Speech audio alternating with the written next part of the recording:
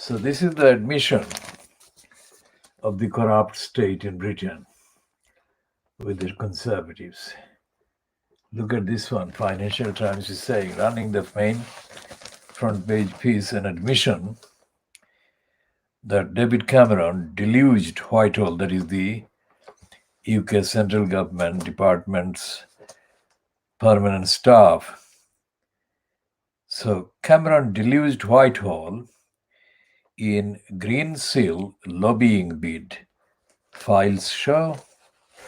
So of course we shall be updating our commentary on the diagnosis of this one.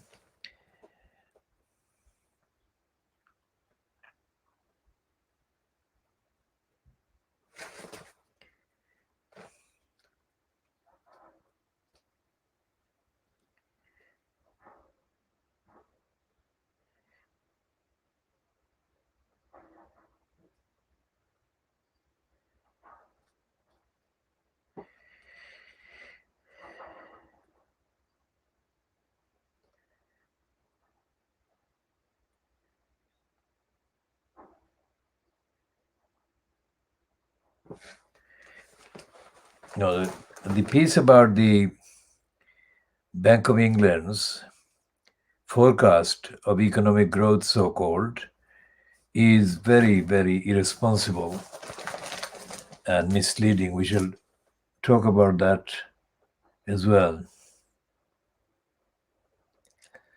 And there is an admission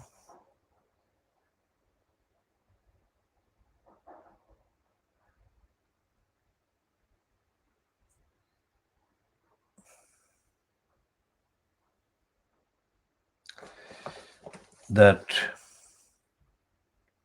Boris Johnson is acceding to COVID inquiry call.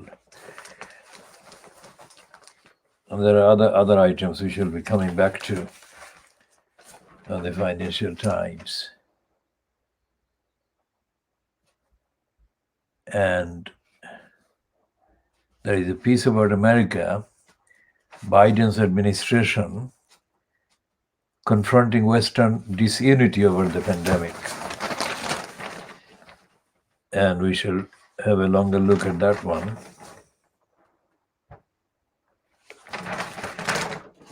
And there is this other heading,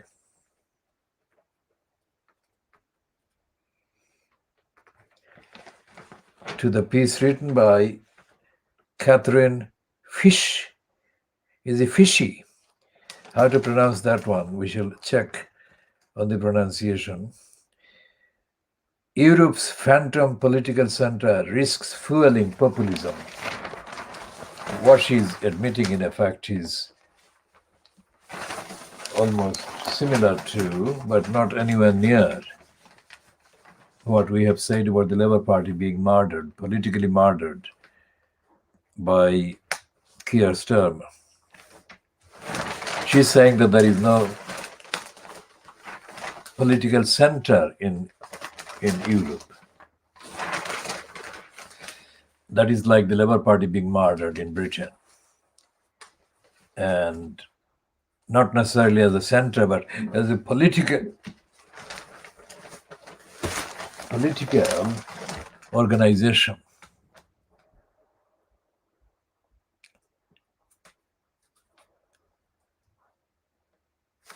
And this is Financial Crimes. The grilling looms for Cameron after members of parliament press green seal over collapse. So there is the whole page is given to sleaze and corruption, because the lower half of the page is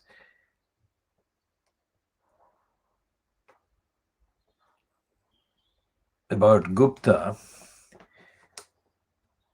facing challenge about his credibility, in the sense that Tycoon's biggest challenge will be convincing existing creditors to agree any deals. And let me say that this is something that Fleet Street and Financial Times is hiding every day. That billions of pounds are lent to big business and big criminals. while the National Audit Office of the UK blames the poor people for fraud. Fraud mainly perpetrated by the DWP, but which blames the poor victims, poor and vulnerable people, which the DWP victimizes as being responsible for the corruption and theft and the fraud that perpetrated by the DWP itself, deprivation, want, and poverty creation, DWP.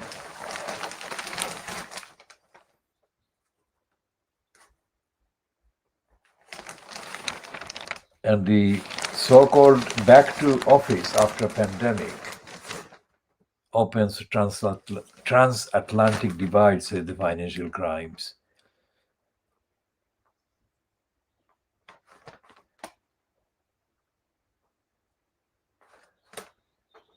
And pipelines are warned about cyber threat before Colonial. Colonial is a company, not the concept.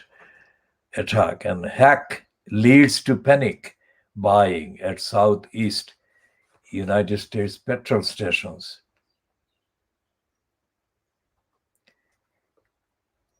And Turkey is being included in the so-called economies as being on the road to recovery and growth. Growth in capitalism is a corrupt, criminal concept. One of the frequent kind of aspects and factors posed by liars in support of the capitalist corruption and criminality. There is no growth. There is only destruction and robbery.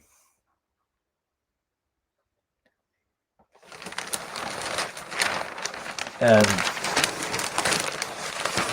the danger, the lethal danger of the vaccine, in the context of the racist plot being suspected by anti-vaccine campaigners, and the most threatened group by vaccine as a kind of way to inject lethal doses or lethal kind of contents. This is the main reason why so-called at-risk communities are wary of the Northern European vaccine campaigns. So we should talk about that in the context of the racist discrimination and denial going on for 70 years in the NHS and via the NHS. And the Northern Ireland's the Bank of England's Andy Haldane, the chief economist, is hyping up the corrupt slogan of growth in the UK economy, which he says at 7% forecast last week is too low. He said it should be raised to much higher than 7%.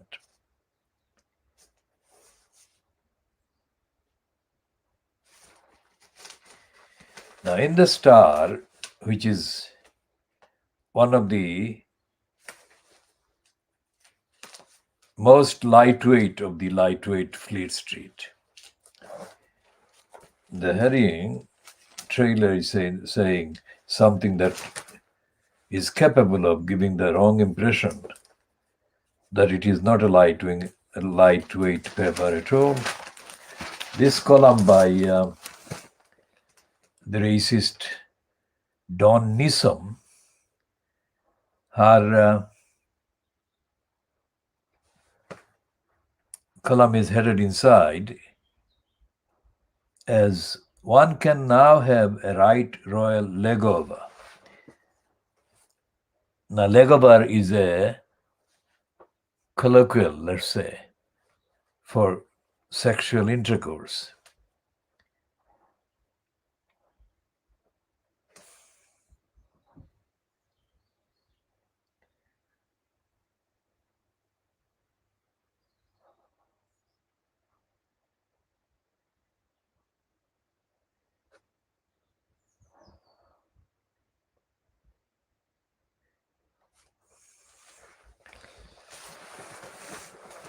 And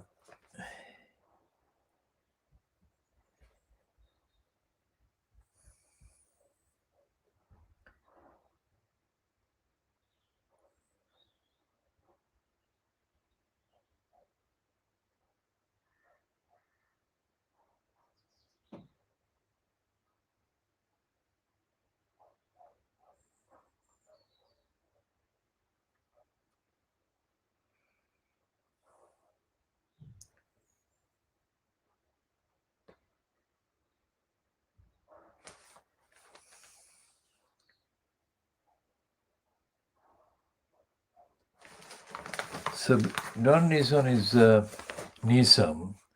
is having a go at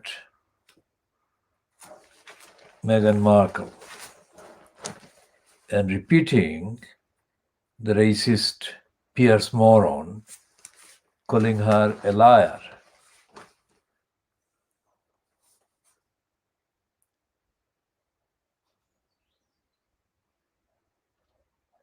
And the star has got Cam, that is Cameron, C-A-M, I give you lunch, former Prime Minister's text scandal.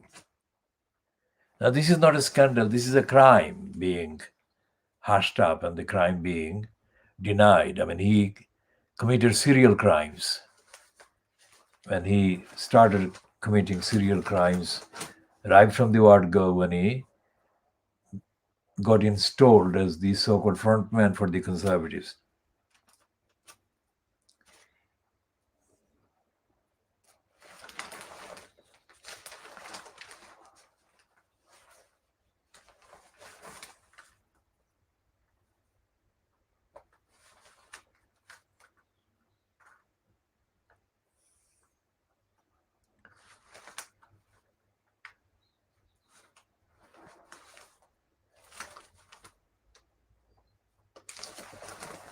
And they're treating this as a joke. David Cameron's serial criminality and sleaze and lying. The headline continues to be stupidly worded. Oh, chum on, Dave. David Cameron was Prime Minister of this country for 6 long years. No, he is the criminal who brought on the racist, xenophobic line for Brexit. And if you read his texts lobbying his old pals in government, it would appear he thinks that it's all just one big old boys club. His chummy messages begging for help for Gransil were so toe-curling as they were desperate. It's fair to say that this is how we all thought Westminster works, behind the scenes anyway. Yet it's startling to see the reality laid bare. It may turn out that David Cameron has technically not done anything wrong. I mean, what is the point of using technically? What is the technique and technology?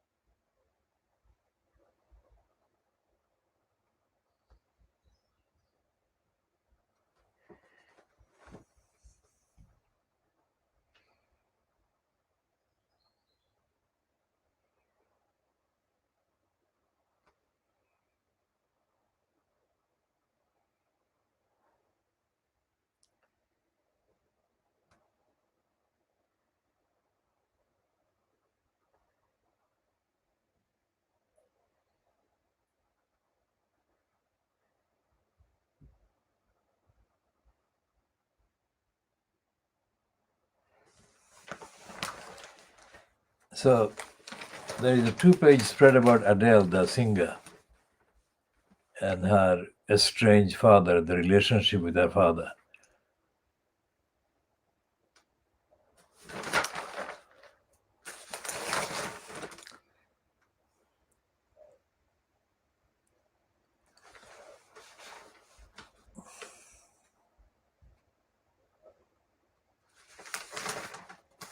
And they're having a go at the European Union's negotiator on Brexit, Michel Barnier.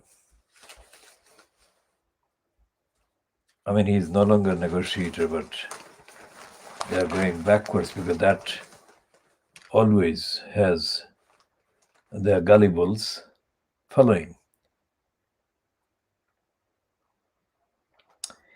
And instead of focusing on the criminals, Cameron and Johnson, the Daily Mail is putting a 2-page spread with the heading, Promise They Never Keep.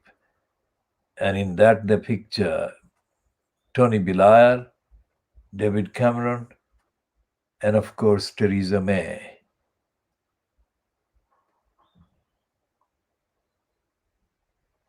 About social care, and the man who destroyed the NHS, like a part of the series, the serial attackers of the NHS, Jeremy Hunt, is coming across as concerning and caring about the social care.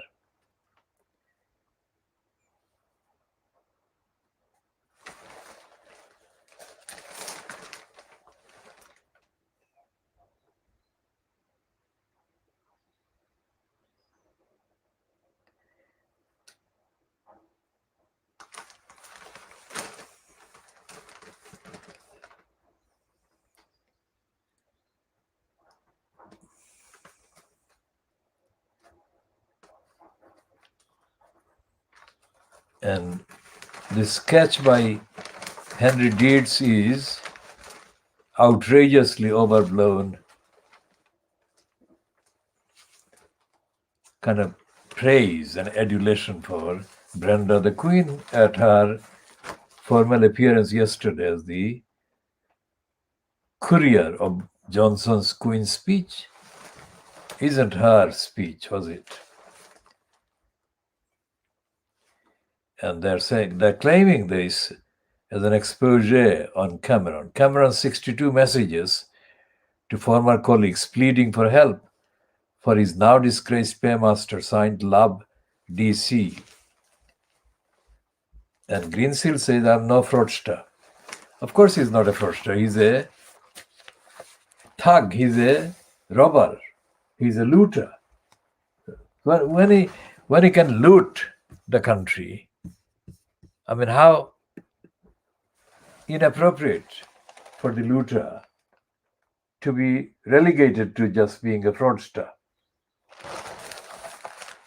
And despite all these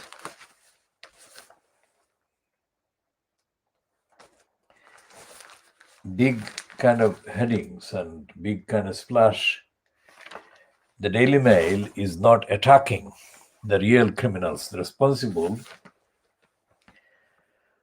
for the dysfunctional state of the caring regimes.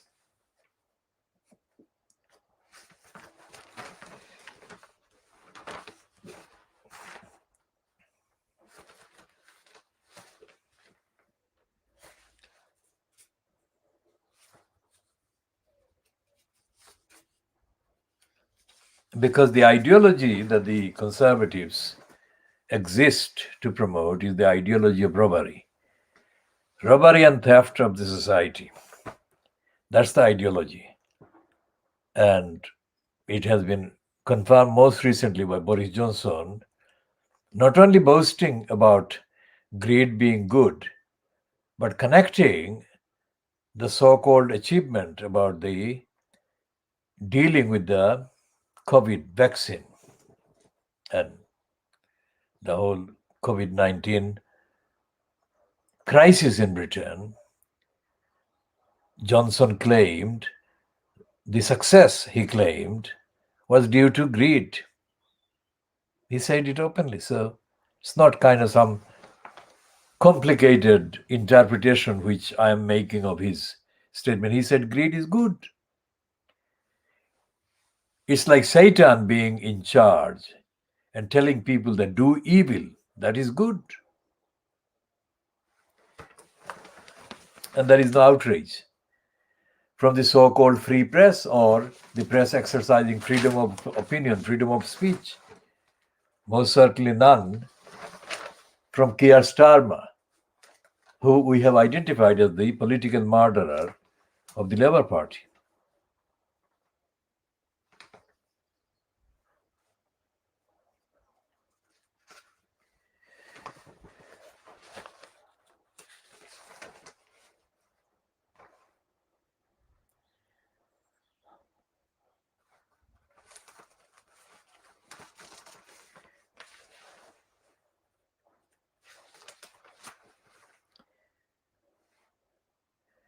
And the scum is celebrating a giant leap for UK based on Johnson's corrupt program announced through the Queen Brenda yesterday at the Queen's speech.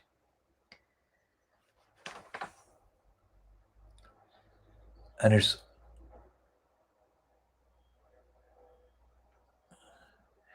all conservative. Greed, corruption, cruelty, unkindness, and attacking the poor. And the fact that the attacker or the frontier of the attack plan against people from Africa and Asia, migrants, is the daughter of an immigrant or migrant couple from Uganda or East Africa. She's an Asian, she's from Indian Gujarati origin, and she's the frontier, she's the face of the attack on people from Asia and Africa. That does tell the story about the conservatives being couriers of evil, badness, orchestrated wrong, and so on.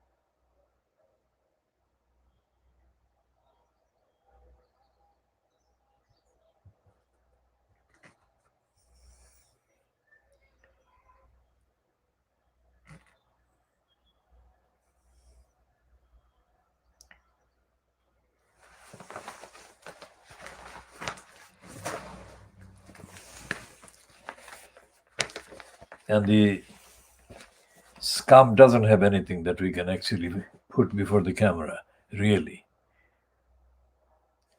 And the Murdoch Times celebrates restoration by the Queen's speech of racism and denial of imperialism and slavery and all the rest of it.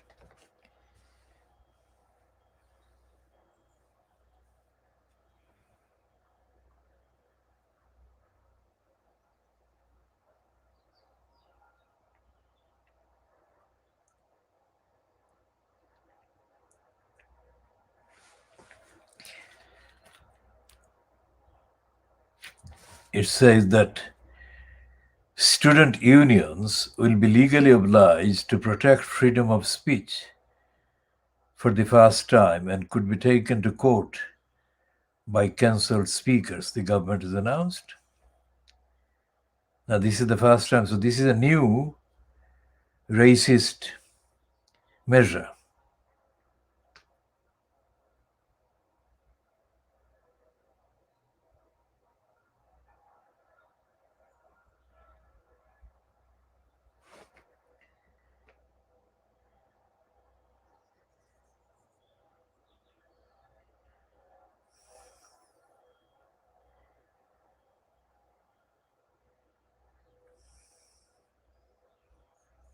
And they're citing an example of why this racist anti-Muslim measure is being introduced. They mention as follows.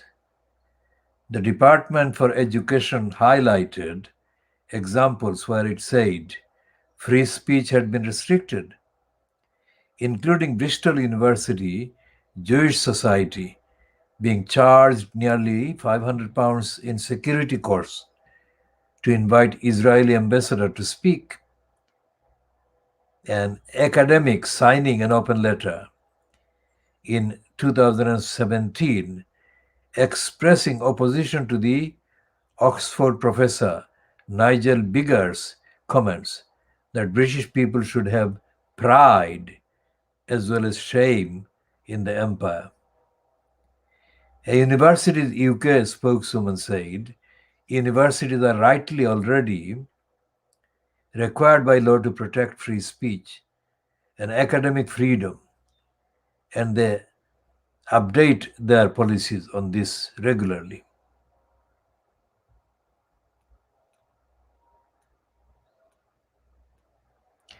The measures relating to social media companies will be in an online safety bill also published today.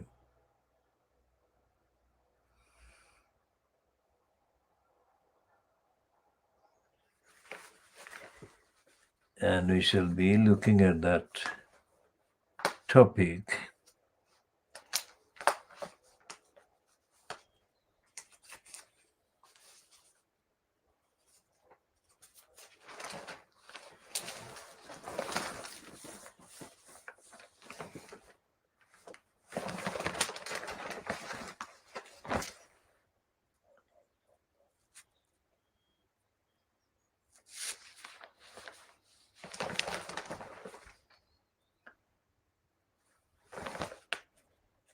As a piece by Daniel Prinkenstein against Dominic Cummings. Now that is absolutely in line with what Johnson needs.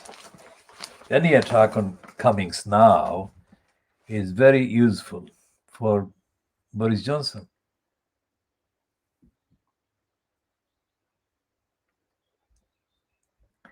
And Peter Brooks has got a cartoon about social care proposals that are not in the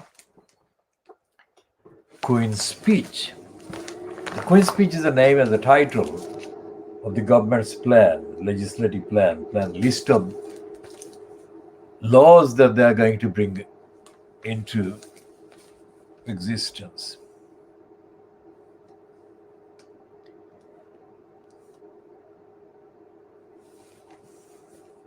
And it is called Queen's speech because the Queen delivers it personally at a kind of gathering of MPs and members of the House of Peers, held in the House of Peers.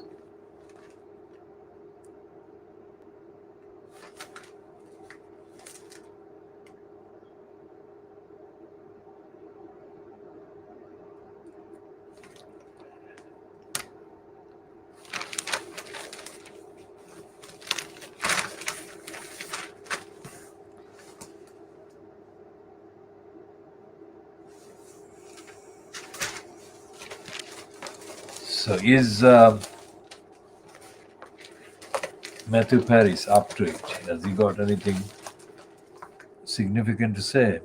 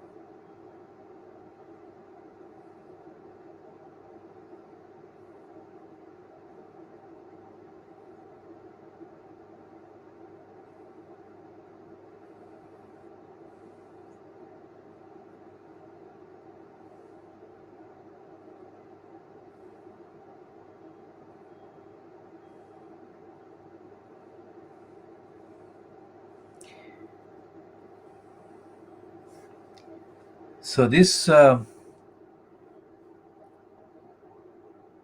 column by Matthew Paris includes a item part, reader, I wept.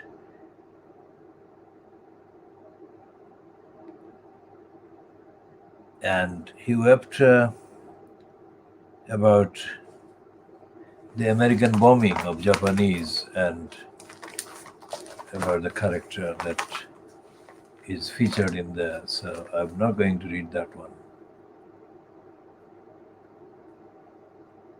except to say that that is absolutely correct what Matthew Paris has written. But he has written it in denying the rest of the impact of the war on the rest of the world and humanity.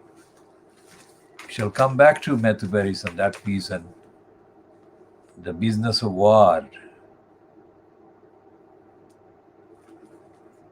And this piece by Roger Boyce. Now, Roger Boyce is the Times as equivalent. The Times as equivalent in the sense that it's his style and manner and his kind of imagery. These are completely different from the ones that the Sun's Trevor Kavanagh uses. That's the only difference. Otherwise, they're both racist, anti-Muslim, and pro-warfare and against the Palestinians. His piece is headed, Israel's Jerusalem blunders only benefit Iran. Now, there is no mention of the people really affected, the Palestinians. And that is the kind of big agenda that the Times and Rupert Murdoch are kind of parading about the Middle East and about the denial of the Palestinians' rights.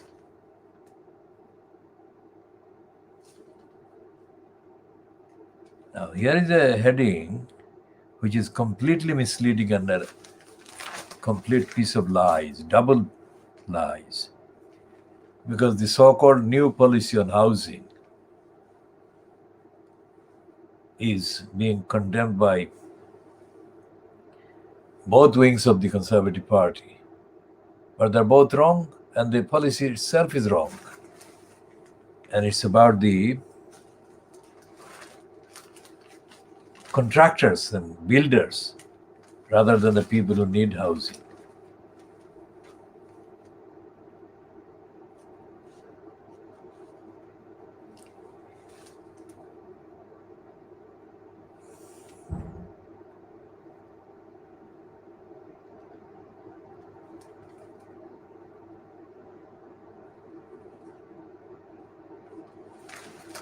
And there is a piece against Jeremy Corbyn.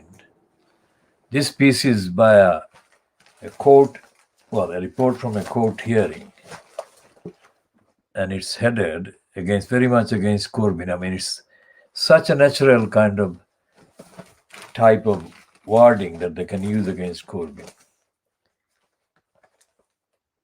Corbyn aide, that is a assistant, encouraged online hate. The Channel 4 reporter or presenter,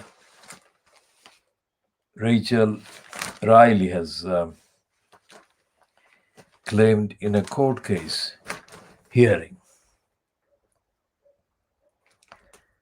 And the case has been brought by Rachel Riley against Laura Murray, who was a senior advisor to the Labour leader. And she's being sued by Rachel Riley over a tweet Laura Murray posted 2 years ago after a Brexit supporter threw an egg at Corbyn while Corbyn was visiting the Finsbury Park Mosque, North London. The dispute with Murray started when Riley posted a screenshot of a tweet by Owen Jones, a Guardian columnist, about the British National Party leader Nick Griffin being egged, which said, I think sound life advice is if you don't want eggs thrown at you, don't be a Nazi. So the idea was that Riley, who is being described, elevated to the image of Oxford educated. Riley, an Oxford educated mathematics graduate who has been with the Channel 4 program since 2009, added, good advice with emojis of red rose and an egg. The High Court was told that Murray responded by tweeting, Rachel Riley tweets that Corbyn deserves to be violently attacked because he's a Nazi. This woman is as dangerous as she is stupid. Nobody should engage with her ever. Yesterday, Riley, 35, told the court that she had been criticized by other Twitter users before Murray added her remark. I believe it was a dog whistle, Riley told the judge. She said that there were, however, many people attacking me and telling me I was terrible and awful. 3 hours later, Laura Murray decides to take it to an extra layer. She said that she believed Murray was aware of what she was doing. She was aware that she would encourage more hate. Riley, who is Jewish, added that she had a hatred of anti-Semitism. She said that she spoke out against it and thought the Corbyn-led Labour Party was fostering anti-Semitism. Murray, who no longer works for Corbyn, of course she doesn't, had said in defense that the comments she made in her tweet were true and reflected her honestly held opinions. She told the court that Riley's tweet was deliberately provocative towards Corbyn. The purpose of my tweet was to say to my followers, don't engage with her, don't get embroiled, Murray said. She added that she had interpreted Riley's tweets as applying the word Nazi to Corbyn. I was just shocked and outraged by her tweet, she said. My intention was to express my courage. My intention was to express my outrage. This is because of the light not falling on the page. Riley has maintained in court that she was being sarcastic in her tweet and had not called Corbyn a Nazi. At an earlier hearing, Mr. Justice Nicklin ruled that Murray's tweet was defamatory, concluding that it alleged that Riley had publicly stated that the former Labour leader deserved to be violently attacked, that by making those comments, the countdown presenter had shown herself to be a dangerous and stupid person who risked inciting unlawful violence, and that people should not engage with her. The judge must now rule on whether the tweet caused serious harm to Riley's reputation and whether Murray has a defense of truth, honest opinion, or public interest. The case continues. Of course, the judge has already found against Murray.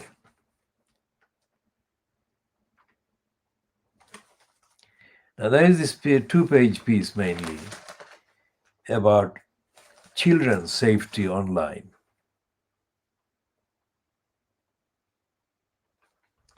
Now, we shall be talking about children's safety. Just remember what we have been campaigning for.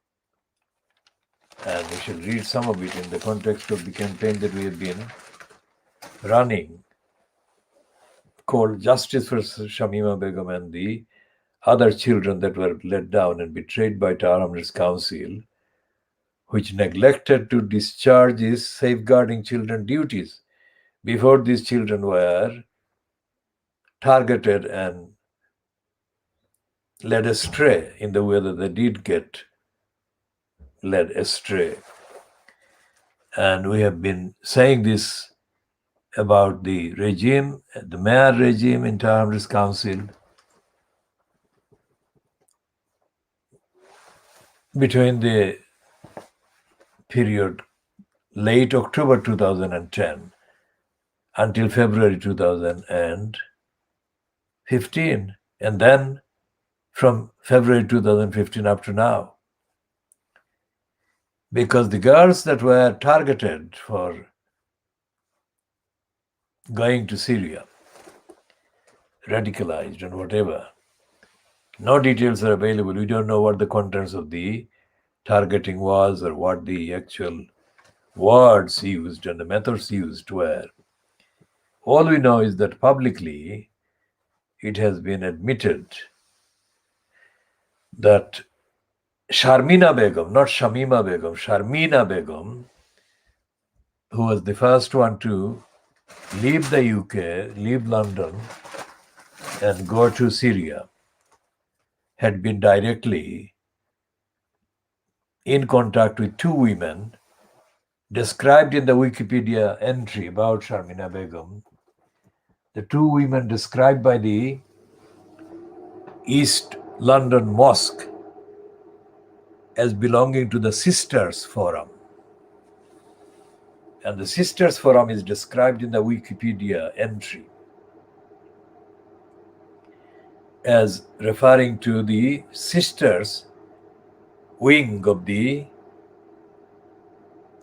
Islamic Forum Europe, whether Islamic Forum in Europe or Islamic Forum of Europe. I think we don't need to examine that distinction, because whether it's of or in or under the Islamic Forum of Europe makes no difference. Why?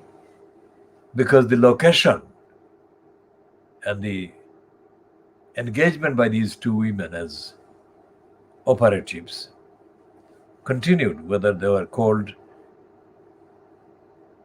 Sisters Forum Europe in elaborate actual words or System Forum Europe connected with the IFE. And the fact that these girls were being indoctrinated, brainwashed, and groomed and radicalized, whatever the word, should have been the girls' welfare should have been the highest priority. And yet the Hrs Council did not give it any priority, and there is no evidence to this day that the Hrs Council even bothered about these girls being targeted and brainwashed and made into semi-alive zombies. Because no sensible person in their right minds of their age would even contemplate leaving their home, let alone actually believing this brainwashed, obviously, contents of the brainwashed whatever, and go to Turkey, from where they transferred her, the first one, Sharmina Begum. Sharmina Begum was accompanied up to the Heathrow airport or up to the airport by at least one member of the Sisters Forum, if not by more than one. Now, it has been stated in the Wikipedia entry that we retrieved a few weeks ago that Sharmina Begum was given an irresistible kind of prospect by her brainwashers. She was told that if she went to Syria and if she met with death while in Syria with the supposedly with the so-called Islamic revolutionary, Islamic State revolutionaries. They said to Sharmina Begum, the Sisters Forum, based at East London Mosque in Whitechapel, that if Sharmina Begum died in the course of her whatever participation with the ISIS, she would go straight to heaven and meet her mom. Now that was going on in the East London Mosque, and we have come across that only recently. We had not come across that entry in Wikipedia until very recently. Now the fact that that entry has been published makes it necessary for Hrs Council to come out and confess. And it makes it necessary for the UK Home Ministry to investigate that. Now, so far we have put questions to Hrs Council, and we have condemned the Hrs Council's negligence and failures on dozens of occasions, separate occasions. And to date, we haven't seen any evidence of the Indian government doing anything in any film or any kind of publicly accessible platform, either to explain what action they did take to safeguard these children, or to explain why they didn't do anything.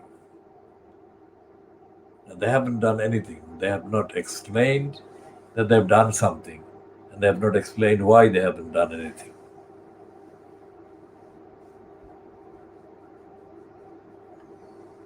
So this is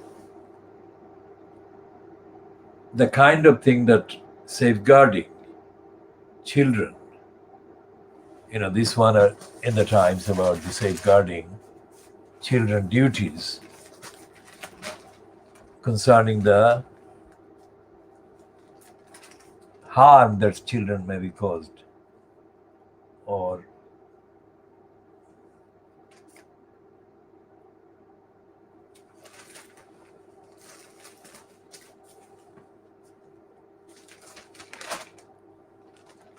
this item about protecting children online or face big fines, Tech Giants warn. Now, we are not comparing this, as we said previously, with the Hrs Council's failure to safeguard these children, these 4 girls, because their lives have been totally destroyed. Whether these 4 girls are all alive or not, their lives have been totally destroyed. And we add an updater kind of note about Shamima Begum. On the internet, many of the kind of chat forums and online kind of contents, containing comments about Shamima Begum, have persisted being very hostile to her. And the assumption made by the people who are writing these posts is that she's as guilty as hell, as bad as hell, whatever, and as dangerous as hell, because they're saying that Shamima Begum must not be allowed. But at the same time, there are news bits and pieces about white women that have gone to Syria allegedly as brides or as supporters of the so-called Islamic State. There is no comparable venom and hatred against those two people as there has been against Shamima Begum. And this is the extent of the harm done to the whole community, because most of the aggressive and violent attackers of the Shamima Begum's rights and inheritance and her background, these are people that would post adulatory praise for any racist, any anti-Muslim. In fact, people who are not equipped with the knowledge of what went on in there, not equipped with the impact and the kind of implications of the negligence by Tower Hamlets Council of its duties, safeguarding duties to these children, has no idea, nobody has any idea as to how terrible these girls have been kind of feeling, whatever stage. Now, being converted or turned from ordinary schoolgirls in East London into figures of brazen hatred and incitement of racist hatred and incitement of violence against Shamima Begum is something incomprehensible. And that has actually happened because more often she is being vilified than she is being shown any sympathy whatsoever. And we say that this is all down to the original neglect that has been persisted and perpetuated since these girls went to Syria. So 2015 up to now, these are the calendar years. Whatever a sitting MP can do for their constituents or cannot do for their constituents must be transparent and must be kind of scrutinized in a comprehensive way, so that in future, in a similar situation, the council or the teachers are equipped with the knowledge and the funding and the facility and the motivation to reasonably and properly support these children. And in the context of these 4 girls, there must be a lesson forever. And there must be a law passed compelling local councils to do their duties. And we are quite happy to send the government and the Speaker of the House of Commons a short draft of a short bill. But we're asking Johnson and anybody else listening, anybody else in any way affected by the account, we are telling them that they must not make their position any worse than it already has been. What we are referring to is the people who were councillors or employees of the council from October 2010 up to February 2021. We shall be continuing this theme and other themes because we have only touched on the ones in the Financial Times and online items. So we shall be going into further details later today.